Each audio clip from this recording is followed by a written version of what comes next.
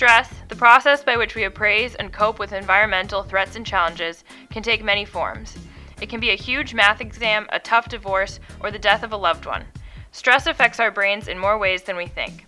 When we become exceedingly stressed, it creates more glucose energy to fuel our brains, and this gives a signal to the brain that there is something bad going on.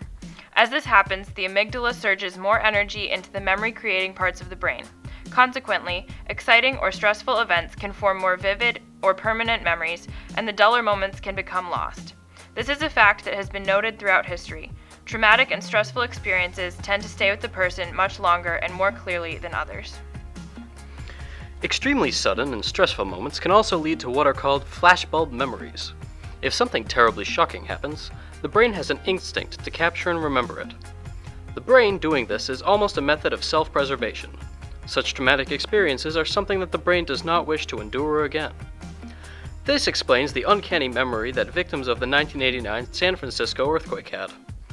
The earthquake was a stressful enough event that the brain felt an impulse to capture the memory to protect itself.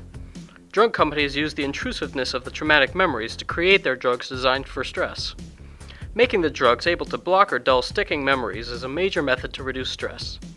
This is proven right when, after giving half of the victims of a traumatic event a drug dulling the memory, and half a placebo, the placebo group showed 50% stress disorder, while the drug group showed none.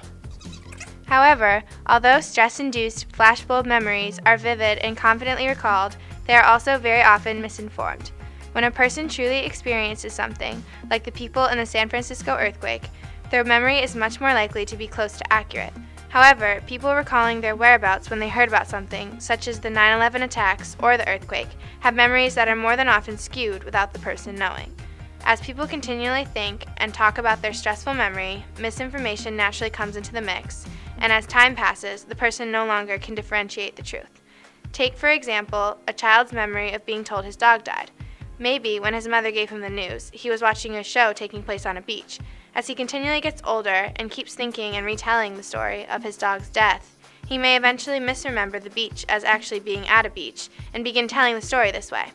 The gist of stressful memories are always remembered, but the real details and facts are more than often subconsciously skewed. Stress can also have a more serious effect on memory. While flashbulb memories occur when a sudden moment of stress happens, stress can also be prolonged. A person in war or a victim of abuse or a very troubled child are all examples of prolonged stress. This type of stress is much more invasive and dangerous and can actually disrupt the brain's natural process. This incessant stress breaks down neural connections and can even shrink the hippocampus, which is the area of the brain more important in forming memories. The sudden influx of stress hormones invading the brain can also disrupt our ability to find older memories. An example of the sudden inability to reach old memories can be seen when a student completely blanks on an answer he really knows because all eyes are on him, causing a sudden rush of stress. Stress can do a lot of things to our memory. While flashbulb memories can make our memory more vivid and outstanding, prolonged stress can also impair our ability to remember anything at all. Although stress is unavoidable, knowing its effects on our memory can help us prepare to combat it.